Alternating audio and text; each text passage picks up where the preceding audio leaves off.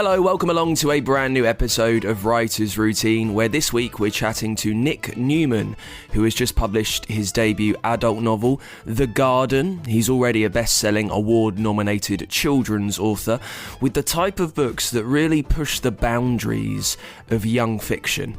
And we talk about what's inspired him to now write for another audience and how much he thinks of the difference. Also, we try to figure out if he believes he's a storyteller or a writer.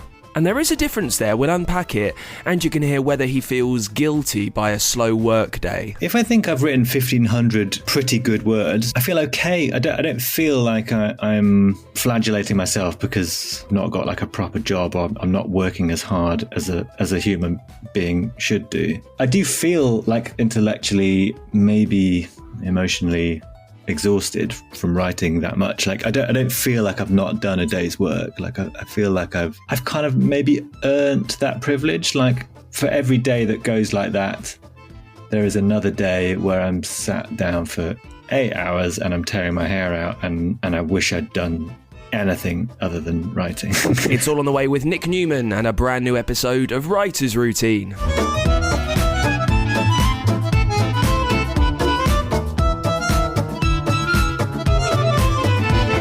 Yes, welcome along to Writer's Routine, the show where we take a look inside an author's working day. And this week's episode is supported by Scribe Shadow. It's a game-changing tool for writers trying to reach international readers. It uses the power of AI to change your reach. Now, it's AI, so bear with me. I know that the idea of using artificial intelligence can be quite terrifying for a creative. But it can also be invigorating. It can help you streamline parts of your method. It can give you new tools to use to help you worry about just writing the story that's inspiring you. You can use something else to deal with all of the noise that we tend to get distracted by as writers. And that's where Scribe Shadow comes in. It takes your novel in its original language and then uses advanced AI to translate it into other languages. It's another way to take control of your publication, to get your work out there, to make it available globally without necessarily traditional publishing, so you can be in charge. Scribe Shadow removes the huge upfront costs of traditional translation and makes it faster, cutting the time spent on international publishing from months to just days. It lets you expand your reach almost instantly, getting your novel out across the world, whilst also allowing you to focus on what's really important, writing your story. Scribe Shadow has a huge range of plans suited to how much you need translated to. Everything from a storyteller model, which lets you translate novellas across languages, to plans which enable an extensive catalogue of work to be quickly translated. If you're interested in getting your work available across the world quickly and efficiently, take a look. Many thanks to the sponsor of this week's episode, Scribe Shadow. They are changing the way you can reach an international audience.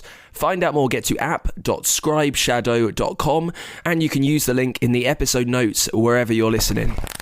My name's Dan Simpson, as you might tell, a very sore-throated Dan Simpson, but we need to unpack some of the most fantastic authors' working day, and this week is no different. We're with Nick Newman. He's a Costa shortlisted children's author with 4 novels published as Nicholas Bowling: Witchborn in the Shadow of Heroes, The Undying of Obedience Wellrest, and Song of the Far Isles too. And now he's published The Garden. It's his debut adult novel. It's inspired by The Secret Garden, only Nick has peppered it with an otherworldly twist.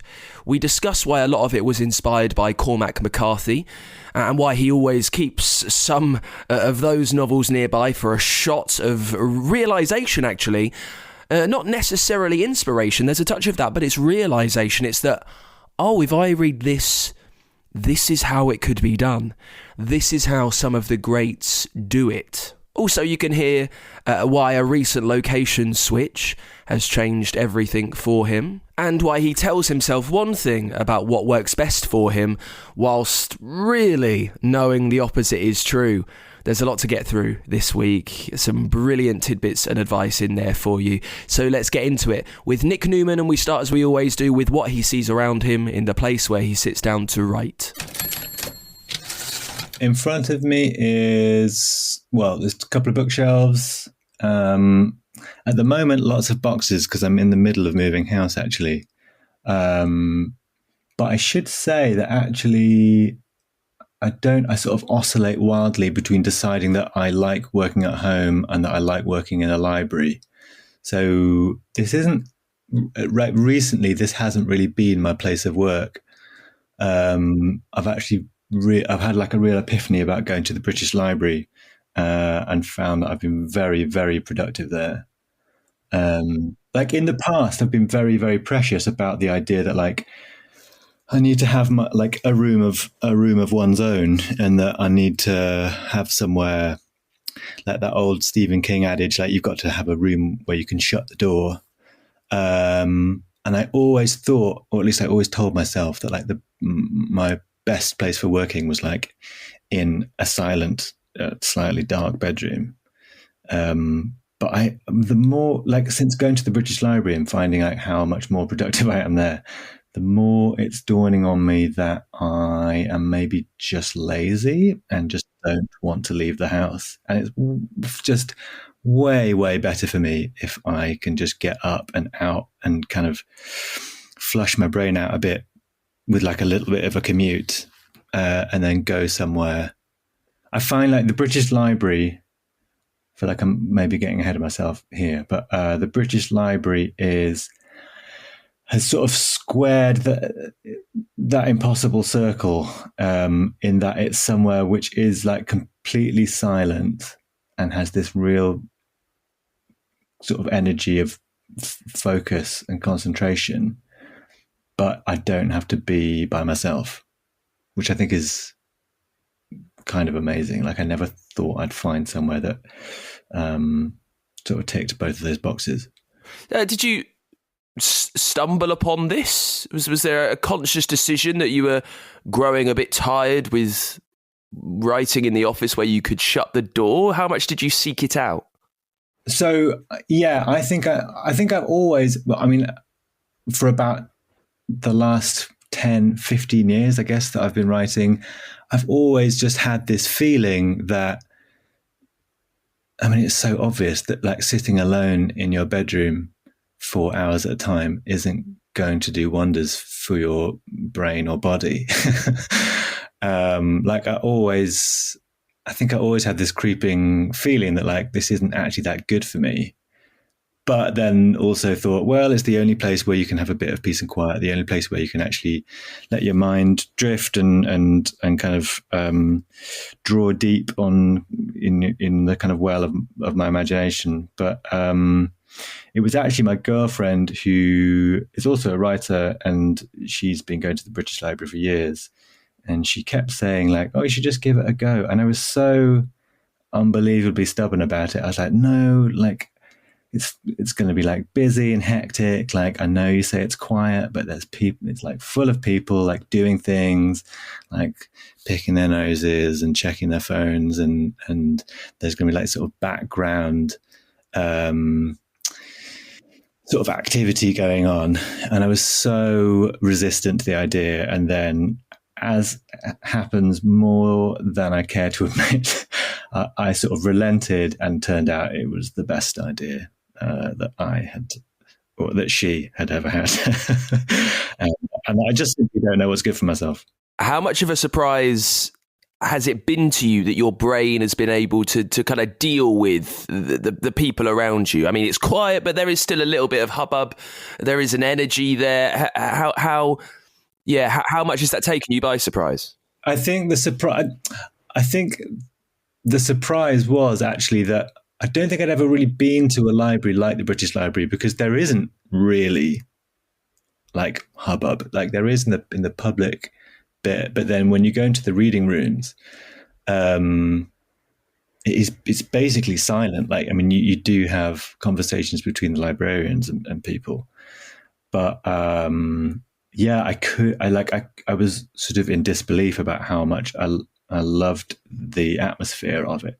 Like, to just be, there is some kind of like collective galvanizing energy that goes on where everybody is in the same place to to work hard and to concentrate on something.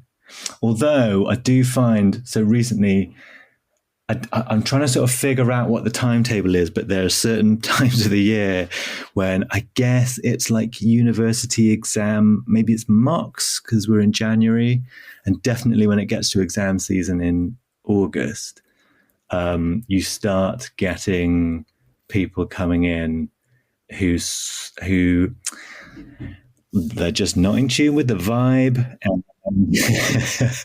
and they think it's like a common room, and there's a lot of chatting, and I found myself getting really narky with people. Like, I think of myself as quite a laid back person, but when I find that it's like such a perfect oasis when it is quiet, and then when someone comes in and starts like eating twiglets, I go absolutely bananas. It's quite a conscious effort as well, and where you are in London, like to get to the British Library, it's like a little bit of a fuss. It's a bit of a decision to make. How often do you find yourself almost going to leave and you think, well, I do have the office upstairs, I might just go in there, can't be bothered today? Yeah, I mean, just to be absolutely clear, Dan, I mean, office is a misnomer. It's definitely my bedroom, or mine and my girlfriend's bedroom, with a desk shoved in one corner. I do, yeah. It's always, I think it's always a bit of a fight. Yeah, it's always a bit of a fight just to kind of get out of the house. What's that? I can't remember who said it. Something about the hardest. Oh, no, it's like a phrase. It's like a Scandinavian phrase about it's like the mile from bed to desk. I'm trying to sound incredibly wise here, but I can't actually remember what it is. Basically, there's some sort of aphorism that the Scandis use about the sort of psychological distance just to simply get to your desk and to sit down. But yeah, I just find getting over the threshold and out into the world just immediately. I mean, I think it's like a biological, neurological thing. Like as soon as your sort of body is firing on all cylinders, then your brain fires on all cylinders, and you find it much more able to just to get stuff done. And there's nothing here, like, you know, it's a very good question that you ask me, like what I can see in front of me. There's nothing here basically to inspire me, with the exception of the spines of books that I can see.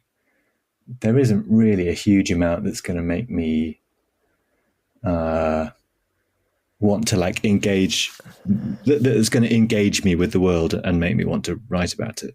Well, I know that, you know, it's your bedroom, so it's a shared space, but you know, because you quoted Stephen King earlier, that it is good to have like your own personal thing. So why is it so bare? Why haven't you curated it just a little bit to help inspire you where you are able to?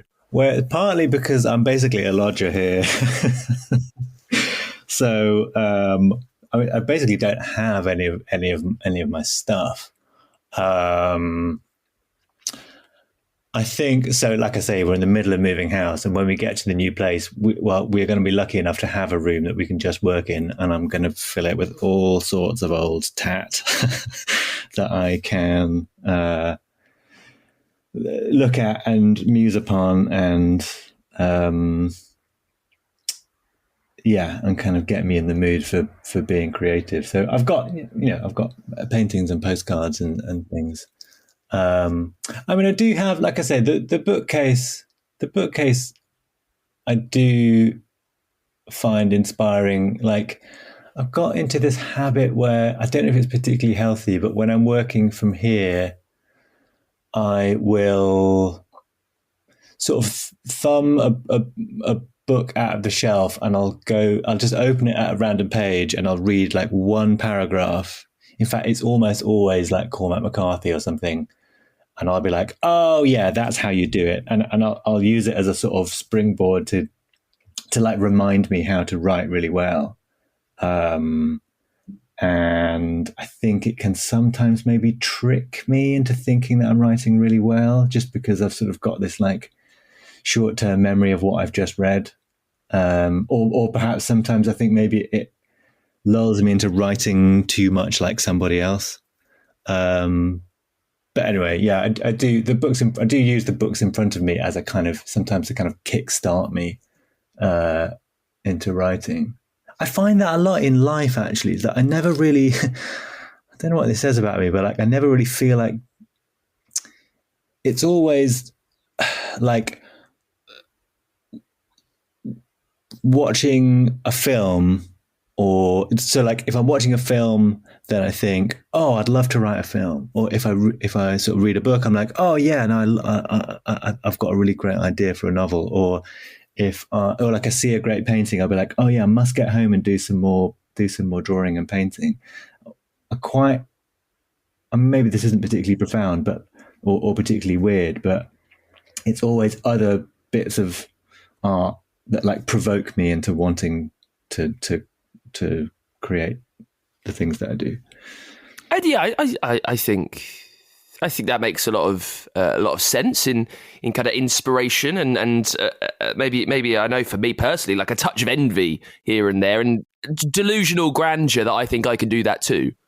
Yeah, totally. I mean, I guess sometimes it sort of gives me this slight creeping worry that I don't really have an original thought in my head. And like you said, I think that's a really good point about envy. Sometimes I really worry that, I mean, I don't want to turn this into a psychoanalysis session, but sometimes I worry of whether my kind of creative urge, how much that's enmeshed with a feeling of, like you say, just like wanting to be as good as someone else or better than someone else, or wanting to be like praised for something as much as it is, yeah, some sort of innate like wellspring of creativity. Sometimes I'm just like, oh, am I just like trying to be better than people so I can show off? If you think of the amount of effort that it takes for someone to particularly write a book, right, and to plod on through the challenge of getting thousands of words done, it could end there. But then to go and get an agent, get a publisher, do everything that requires that to be on the shelf. I mean, I think for most people, there's a healthy dose of envy and wanting to prove and be adulated, I would say, for most people. Yeah. Well, I mean, what I tell myself is that I think more than, I would say, like, yeah, lots of artists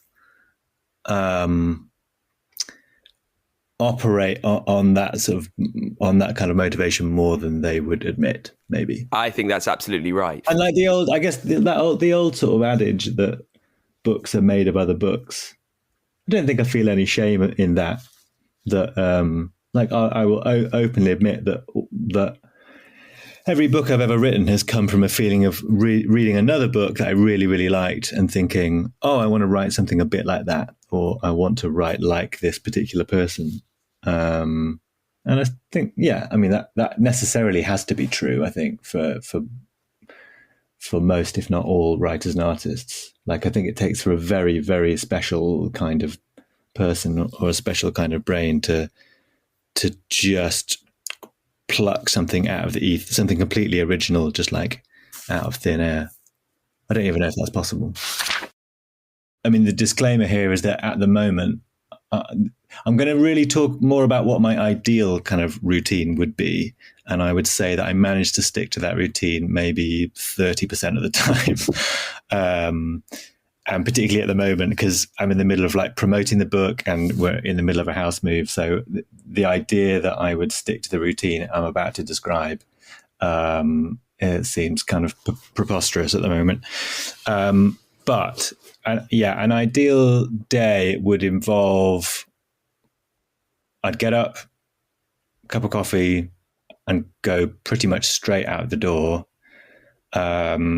straight to the British Library. I'd get there for opening, like 9:30, 10. And then ideally, would do absolutely zero admin. I feel like as soon as I start answering kind of emails or anything, as soon as I start doing anything that's not to do with the book, then I feel like my sort of, I feel like I've got a sort of creative half-life that kind of diminishes as the day goes on, or just like a limited amount of words in me. And as soon as I start doing emails, then I'm eating into that. So British Library, sit down and just kind of work, just go straight through, just like almost unthinkingly, just like start wherever I left off and just go for three hours, without much particular thought, like following my nose, following instinct, following what I think like being loyal to the story rather than thinking too much about like not trying to plot too much kind of in advance, just sort of storytelling fairly spontaneously. And then I would work for 3 hours, 4 hours, and then basically be done in time for a late lunch, and then go and do something with my body. That sounds like a euphemism. For the afternoon, I'd go and like I like climbing, or go find some cold water to jump in.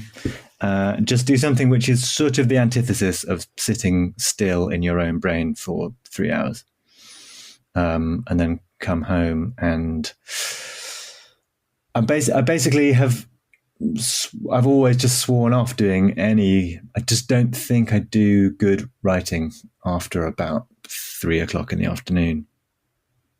I'm always breaking that rule, by the way, I should say. Like, it's funny.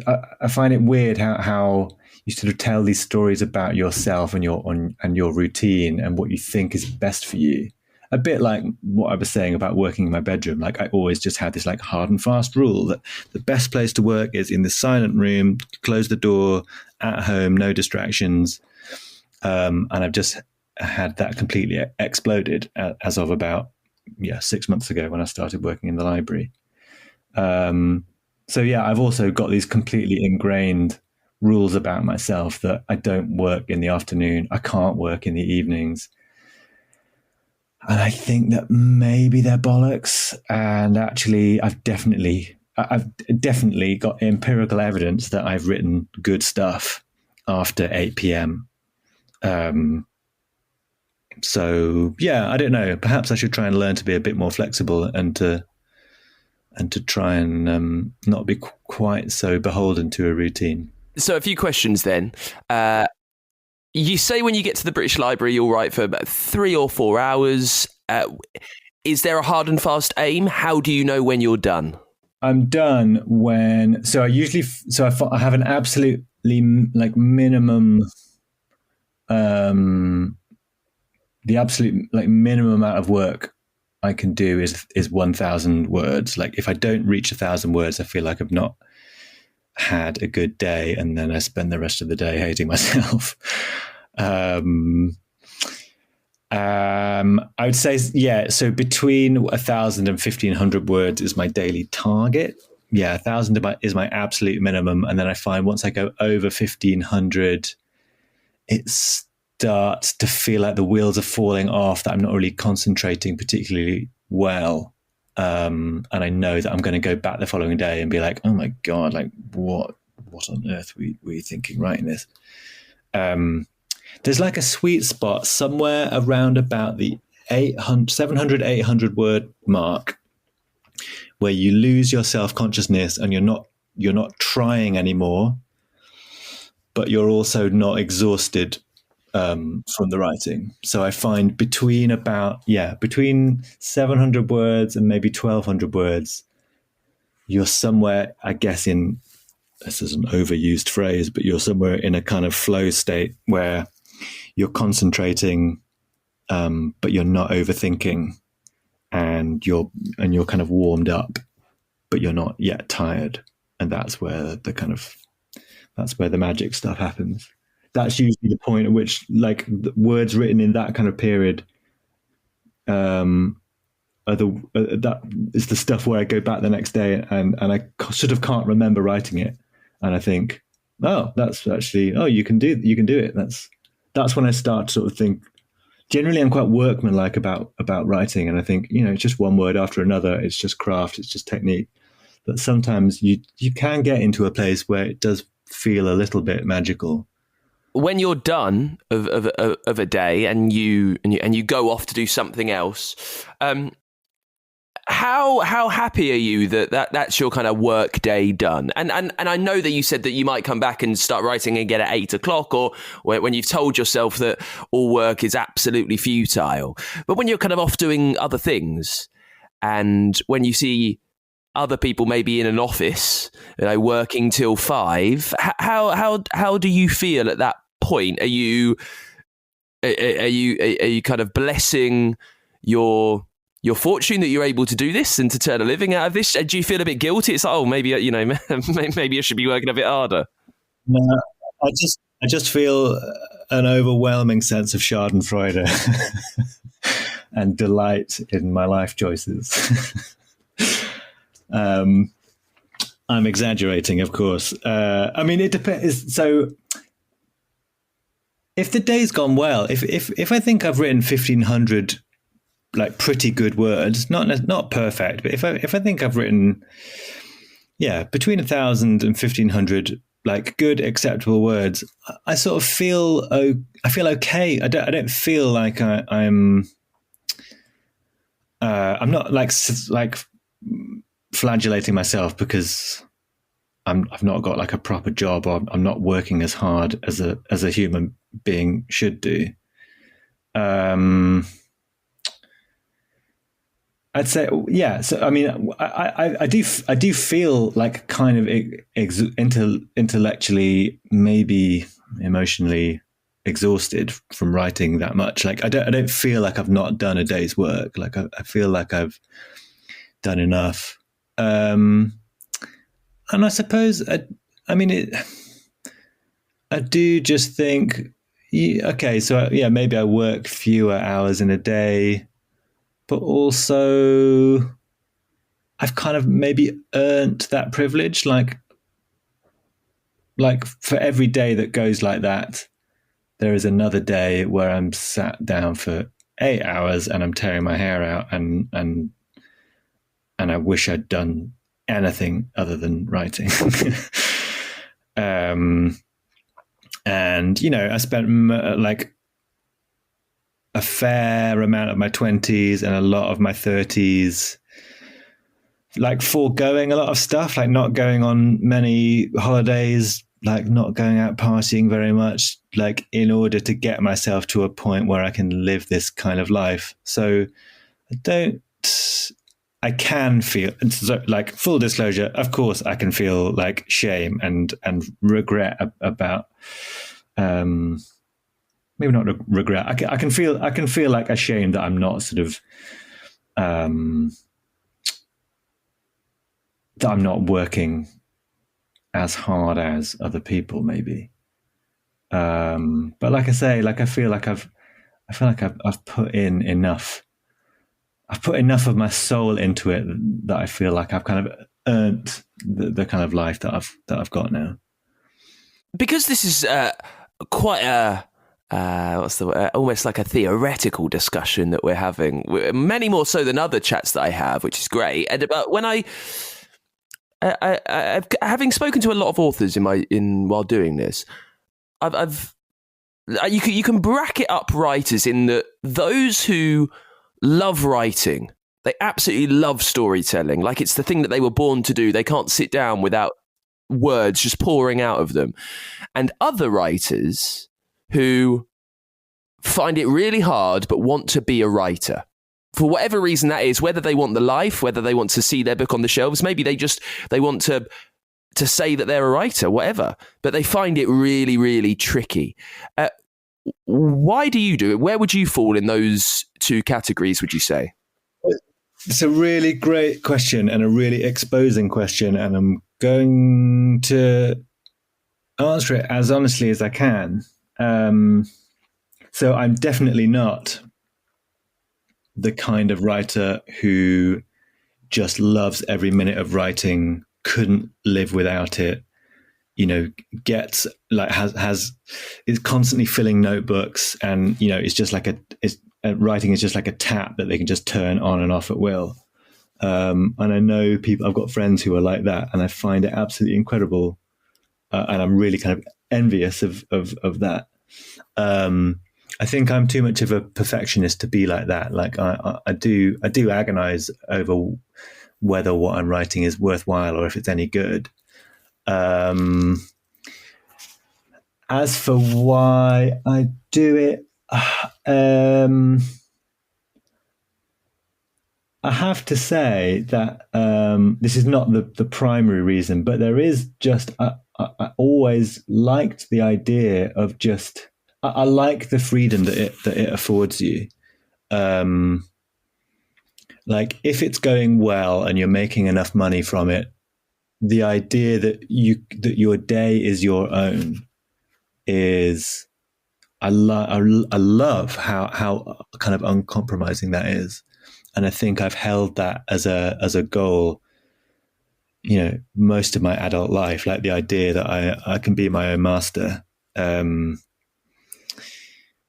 That's a big kind of motivation, and also the fact that like I'm into a lot of things. Like I like writing, but I also I like painting, and I'm a musician, and like love the outdoors, love climbing, love outdoor swimming, and I think I always wanted to try and create a life for myself that gave me room and time to do those other things as well. So those were the kind of practical motivations. But I guess I just, any way that I describe this is going to sound kind of pretentious or maybe just a bit woo-woo. Like,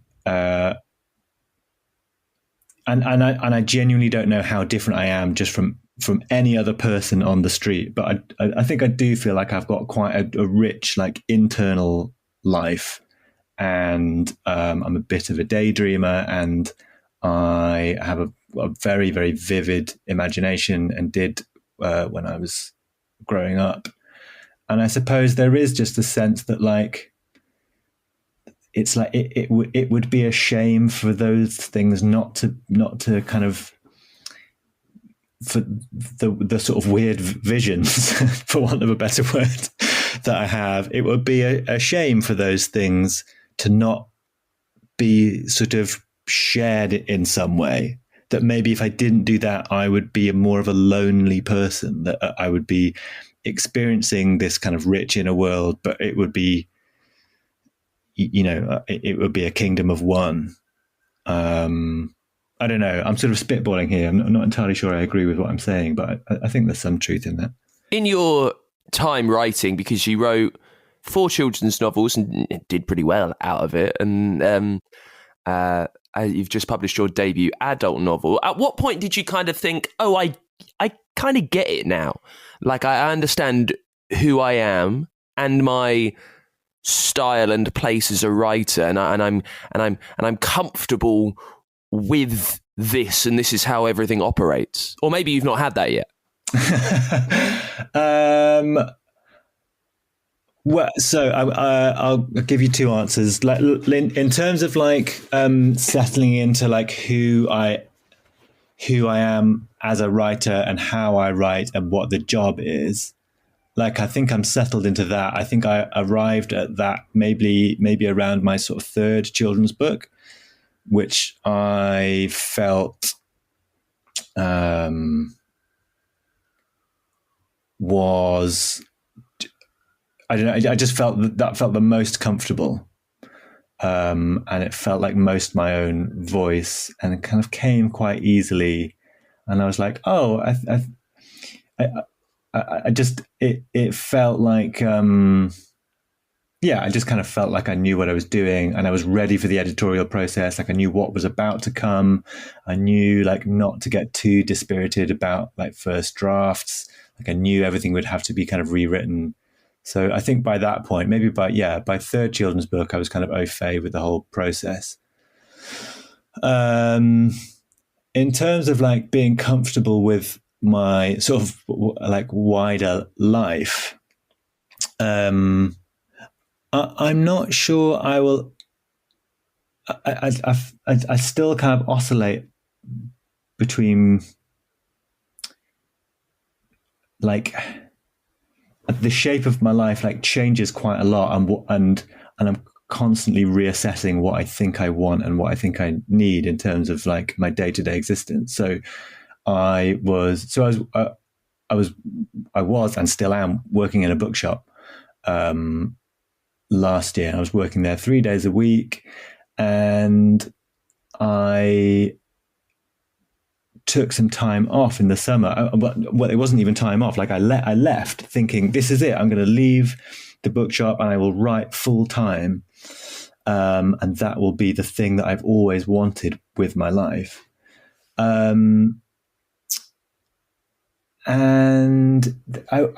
like, surprise, it was a bit kind of boring and a bit lonely and a bit dissatisfying.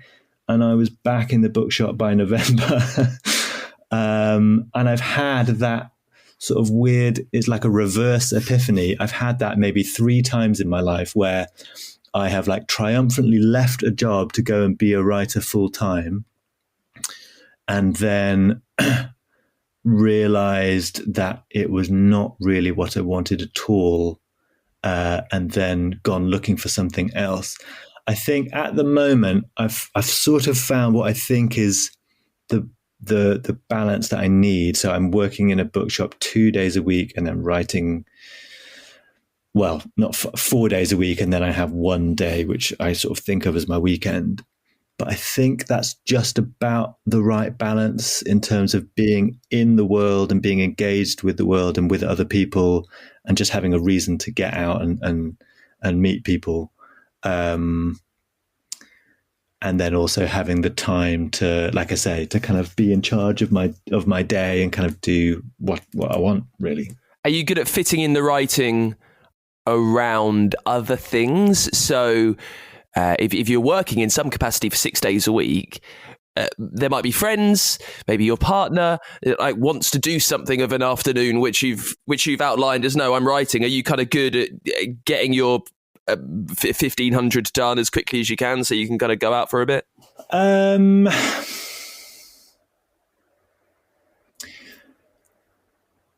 Yeah, historically, yes. I'm good at being pretty firm. I think I've got a bit lax recently, just because this new book has done quite well, and maybe I don't sort of feel, I don't know, I don't maybe feel quite as hungry about. I'm sure once I get stuck into the next book properly, and I'm in it, and I'm kind of immersed, I will get back the kind of routine and the idea of like protecting my time religiously. At the moment, I'm sort of between books, and I'm sort of trying out a few ideas, and I'm also promoting this other book.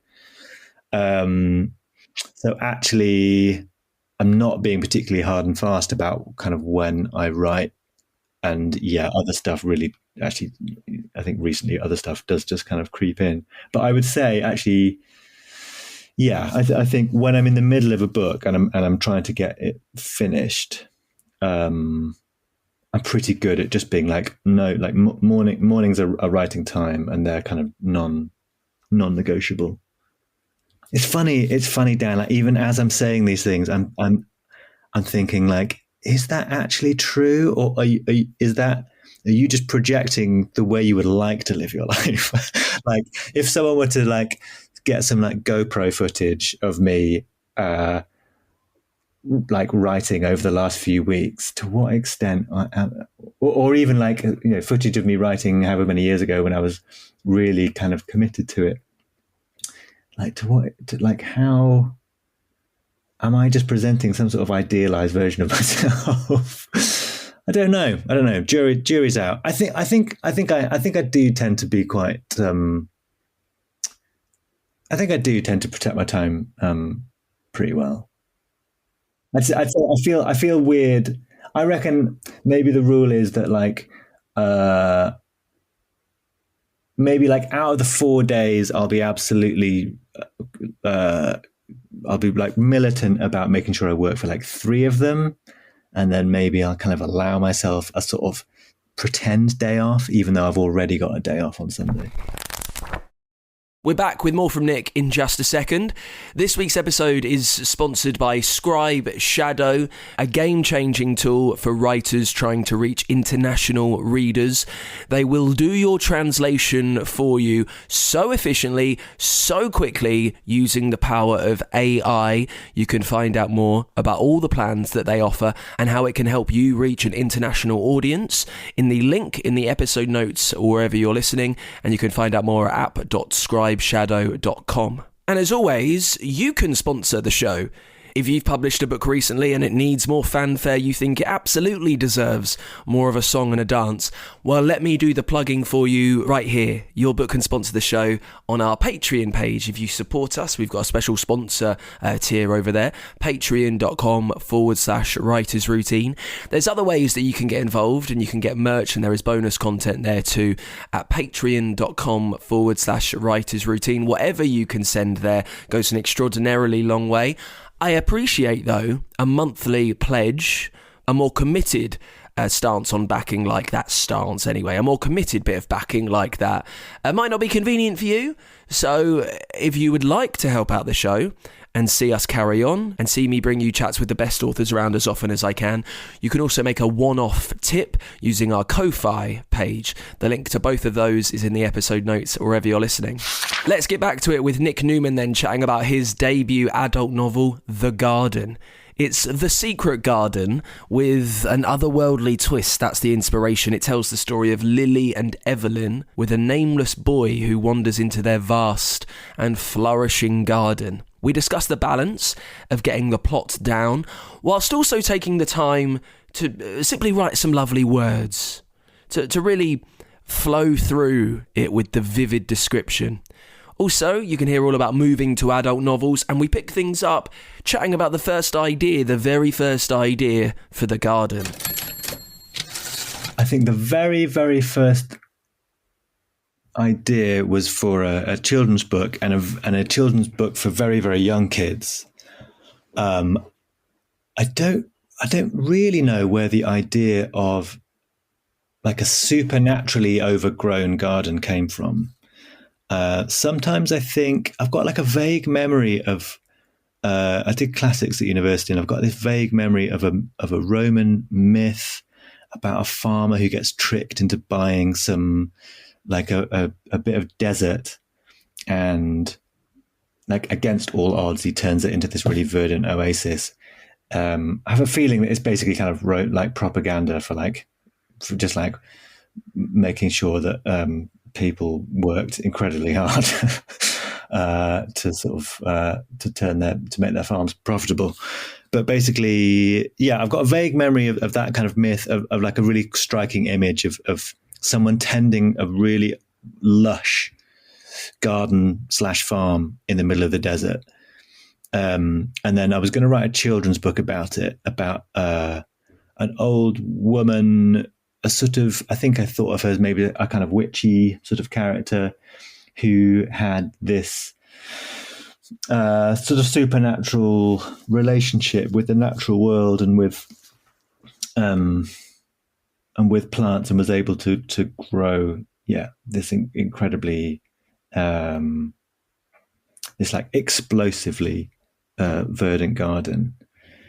And then I don't really know what happened to make it to cause the shift into it being a book for grown-ups. I think, well, I mean, I guess there was like a sort of the kind of creeping dread around the environment and climate change, I think, was sort of constant background noise. And I think I wanted to write a book about that and about the natural world. And I also had a feeling that I wanted to write a book about, or a book with elderly characters. And again, I don't know if that was from my own sort of malaise around getting older, or like my parents getting older. I don't know.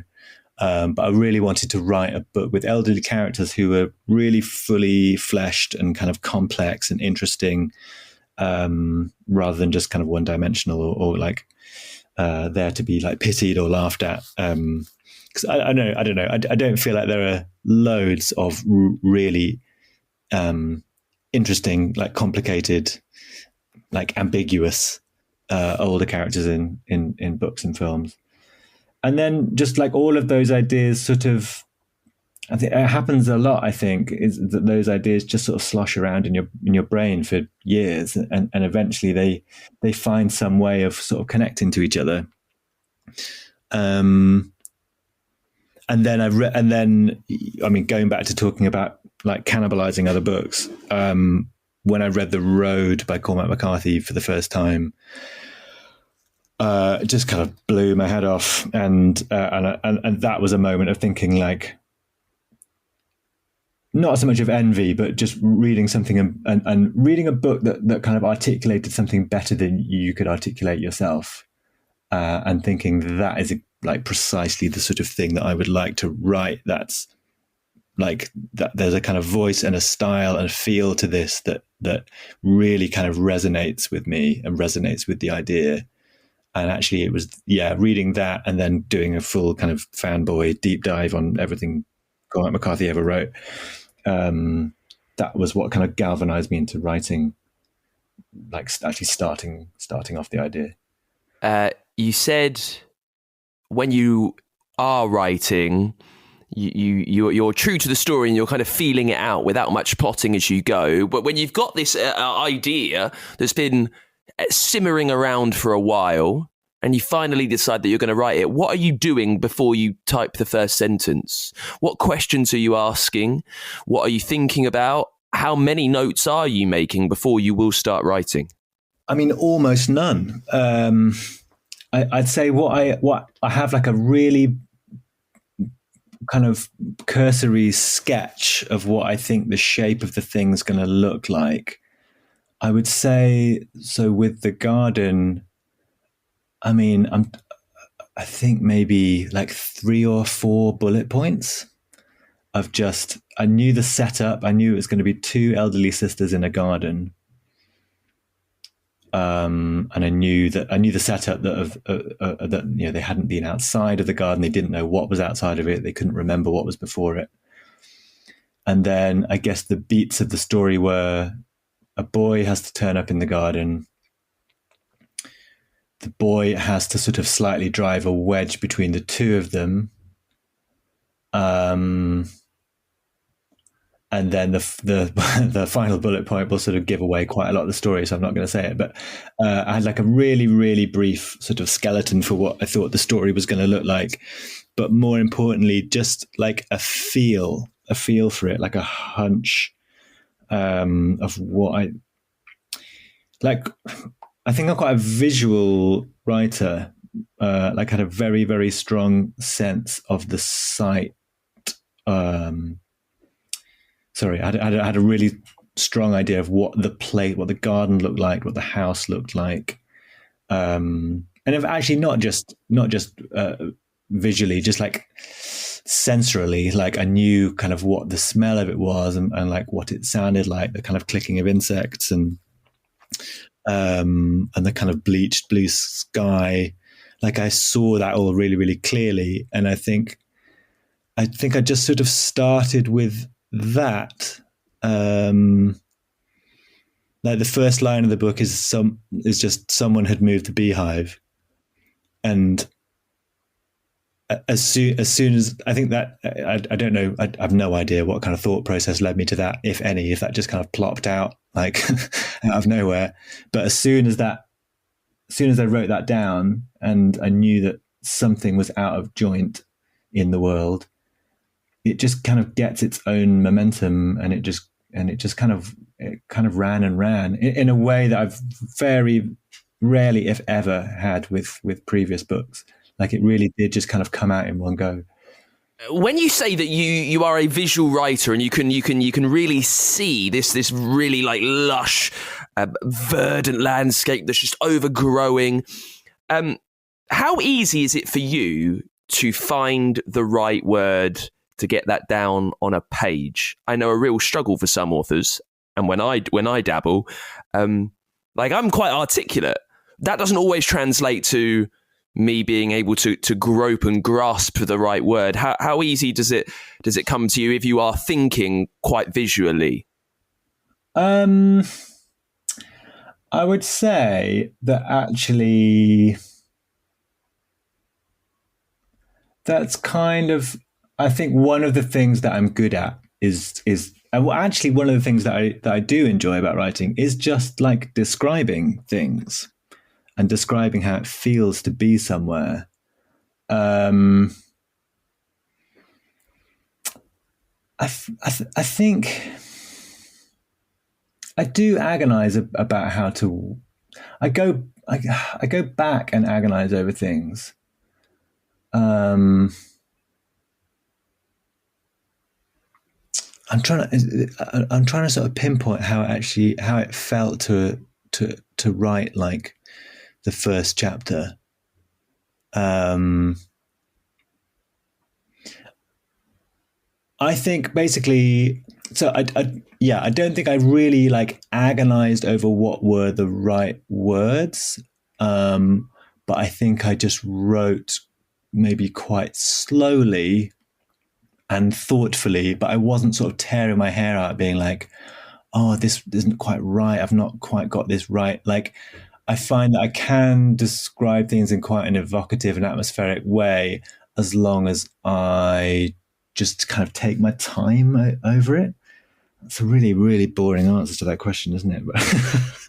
No. Well, we'll develop it into this. If you're just writing, you've got 4 bullet points. You vaguely know where you want some bits of the story to go.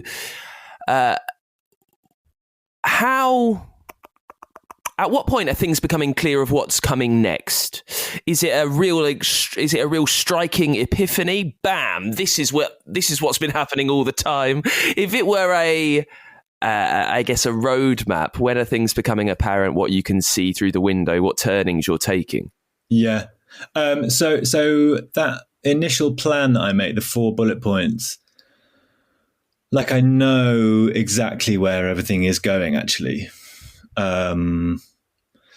So I know I said earlier about how I kind of follow my nose and I follow instinct. I think I'm somewhere between the two. Is what I do is I have a kind of a framework and an idea of the overall shape of the thing. And I know sort of what the middle kind of high point is going to be. And I know what the end of the book is going to be. But then I sort of, follow my nose in between those points. And sometimes it can lead to kind of discoveries and sometimes it can lead to dead ends. Sometimes it can take me like wildly off track and I will have to like really work hard to get back to the kind of the bit that I know I need to get to. And very, very rarely I will like follow my intuition to such an extent that I'll be like, oh, well, actually, maybe that original shape of the story isn't actually what this is meant to be. And I will do some really big kind of architectural changes. But I'd say with the garden, right from the outset, I knew exactly what was going to happen, how it was going to end. And like I say, that almost never, ever happens. And then the job was really just finding my way between those kind of big kind of story beats. And just to go back actually to what you were saying, I'm sort of trying to reassess my answer to your question about like whether I kind of agonize over kind of describing things. I think what I do is this sounds kind of like writing by numbers, but basically I tell the story in as few kind of words as possible, and I tell it quite quickly and quite easily, and and like I say, kind of intuitively. And then usually what happens is I get to a point where I think you've not really given the reader any like really delicious, like good stuff for a while. Like you've not really checked in with the reader to like give them a sense of where they are, or just to give them the pleasure of some really nice prose, or a really nice bit of description. So I guess there is like some sort of subconscious, like maybe semi-mathematical thing that's going on, where it's like I'll spend like, I'll do like 80% kind of plotty stuff. And that's not to say it's like really, really like jankily written. Like I'm also still thinking about what are the best words for this. But then usually I reach a point where I think, okay, I think at this point, maybe we need to take a breather, and I need to give people a sense of the sights and the sounds and the smells of where they are. And then I'll sort of pause, and then it is like quite fun and quite joyful to just sit and think, okay, how can I make this like, how can I make this as sensorily like appealing as possible? How can I really truly capture what it feels like to, I don't know, be stung by a bumblebee, or or fall into a pond, or whatever. A grand sweeping question that will encompass a few different times. So good luck trying to tie it together.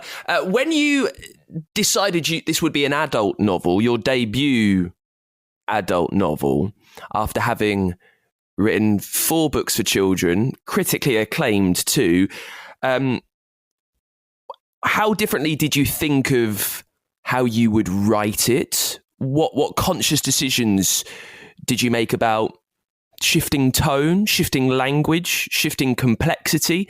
And I know that before we clicked record, you were talking to me about the difference in the publication process, and actually how your book is then viewed and how it's edited. So I just wonder if you could kind of sum all that up for us. I know that's quite grand. No, you know what? I can actually answer that quite easily, because I genuinely think that there is very little difference between how I go about writing for children and how I go about writing for adults. So I had tried to write books, like, you know, inverted commas, grown-up serious books in the past. Like before I'd even tried to write children's books, and they were always like weighty and pretentious and overwrought and just like horrid stuff. And there is no way I would have been able to write a book for adults if I hadn't written for children first. Because when you're writing for kids, you just kind of have to take your ego out of it completely. And you have to show total loyalty to the story and to the characters. And there's no room for being pretentious or like self-indulgent. And when I came to write The Garden, okay, like it goes to some quite dark places, but in terms of the actual process of writing, it was almost no different from writing a children's book. Like I try to keep things as like concise as possible. I've just focused on characters and story rather than like trying to get across some sort of idea, like some, you know, I didn't think of it in terms of like, okay, what are the themes here that I'm trying to kind of get across? Because I think that is just the death knell for any kind of novel or story. It's like completely putting the cart before the horse. And actually approaching a grown-up story about adults, but with all the techniques and the kind of craft that I learned as a children's author, was like the key. That was how I ended up writing a grown-up book that wasn't just like totally awful. And weirdly, I've made like a few attempts at starting a second grown-up book, and I found myself falling into the same traps, like yet again. Like I've sort of got it into my head that, like, well, you're a grown-up author now, so you've got to say serious things. Like, you know, you've got your grown-up author badge now because you published the Garden. So you know, time to kind of start taking things seriously and write serious things. And as soon as I start like actively trying to like be serious or to like address, I don't know, the concerns of the world, it just, the whole thing falls apart and it kind of becomes unreadable. And I have to keep reminding myself that, like, story is king. Just do what the story wants you to do, not really what you want. Yeah, say what the story wants to say rather than what you want to say, I suppose.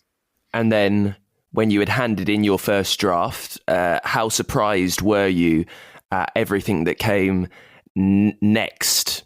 Well, so with the Garden, I am very, very lucky to have a very great and sensitive and supportive agent, and a very sensitive and thoughtful and great editor as well. And actually, at no point really did I find I had to really, really kind of push back hard against any of their thoughts or their notes, which was really nice. Like, I feel like I've only ever really been prompted by them to just get more out of the idea and to make it work as well as it can. And the kind of the DNA of the thing is the same as it was when I first started writing it. I'd say I had maybe a slightly different experience in children's books, and I am absolutely not throwing shade on any of my editors or publishers for my kids' books, because I think actually what they were doing was kind of taking out the slightly self-indulgent bits. But I think maybe children's books the market for children's books is slightly more kind of risk averse.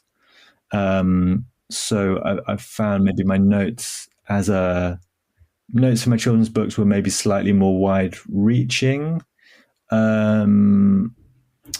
So you asked me if I was surprised. Like, I was actually sort of pleasantly surprised by how the process went with the Garden, because I was expecting to be like, okay, like strap yourself in for like a page 1 rewrite.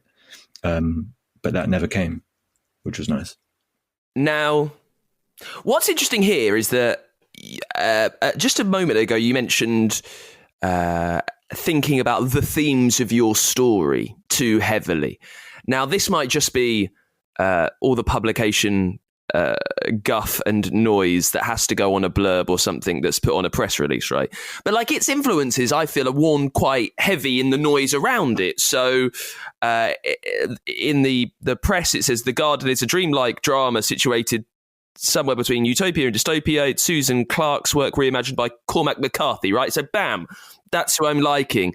You sent a letter to readers, and it says, one of the things I'm proud of The Garden is because it's a distillation of the many, many different things I like to read. So how apparent are those things when you are writing it? When you're writing, can you feel, and I know that you said earlier that you like to be inspired by other authors. When you're writing, do you think, this bit's a bit like Cormac McCarthy. This bit is a distillation of this particular interest of mine. I wonder how apparent those are as you are being creative. Yeah, I don't think that I think I only realized that maybe after the fact. Like I say, like I try and just do what this story wants me to do, and then once I've finished, I kind of read it back, and I realize, like, I realize what things have kind of lain dormant in my subconscious that have then come out in the writing of the story. And it's the same thing with, you know, inverted commas, the themes of the book. like it has themes. It's not without its themes, and but it's not like I started out being like, I really want to talk about the patriarchy, or like I really want to talk about climate change. It's more that I love the idea of the story, and then once it's finished, you're like, oh wow, this is all about, this is all about men, or this is all about capitalism, or this is all about environmental disaster. But at no point was I really consciously like thinking I want to write a book that kind of bashes people over the head about these things. And it, like I say, it's the same thing with influences, really, is that I don't think, I mean, there was a time at the beginning of the book when I think I was quite self-consciously aping Cormac McCarthy. I think I've eradicated like too much of that by the time it's gone to print. So I think maybe stylistically, I was still sort of fumbling around for a voice that felt like me. So I think there was a time when I was consciously sort of channeling, or just like trying that style on like a sort of costume and seeing if it worked. But in terms of influences, in terms of like, people are sort of comparing it with like Shirley Jackson, like We've Always Lived in the Castle, and Susanna Clarke, and I didn't even make that connection until afterwards, really. And same with like, I didn't really think of it like it's sort of a fantasy story or like a sci-fi story. But I never really thought of it as such. And then after the fact, I'm like, oh yeah, it's because like I've had a diet of fantasy and sci-fi since I was like 5 years old. Like, of course, I'm gonna, even when I come to write like a grown-up kind of literary novel, it's gonna have like a very strange, like fantastical sci-fi kind of bent to it. But I never sort of set out to write in that kind of genre.